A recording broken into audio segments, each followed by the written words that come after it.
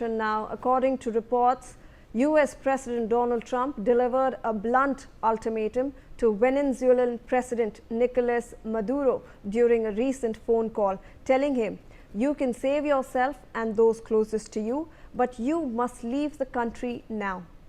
The United States reportedly offered a safe passage for Maduro, his wife Celia Flores, and their son if he agreed to depart immediately. The offer was also said to extend to several top allies. However, Caracas refused to accept the conditions, prompting the talks to collapse. This comes as US President Donald Trump had acknowledged that he had recently spoken with Venezuela leader Nicolás Maduro but refused to give details. Reportedly, the call held late in the week of November stalled when Maduro caught two guarantees: global amnesty for himself and senior members of his circle, and the right to retain command of Venezuela's armed forces, even if he allowed free elections. Joining us on the broadcast is my colleague Brian Thomas with more on this.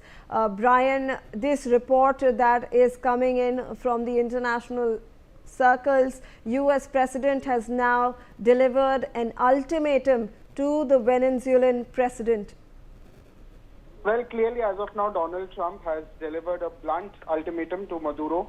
In a recent phone call, he said that Maduro must leave the country now, offering him and his family safe passage out of Venezuela. Not only that, this ultimatum appears to form part of this very growing U.S. pressure campaign following the following the call also where the U.S. reportedly even declared Venezuelan airspace closed in its entirety, raising the specter also of possible military or other coercive actions. Not only that, Caracas also strongly condemned these moves, describing the airspace closure as a colonial threat and a violation of Venezuelan sovereignty, while suspending 6 international airlines operating flights to Venezuela. Not only that, the U.S. lawmakers and administration officials have framed the pressure on Maduro as tied to alleged narcotics itself, on Maduro as tied to narcotics trafficking and even narco-terrorism itself. Yes.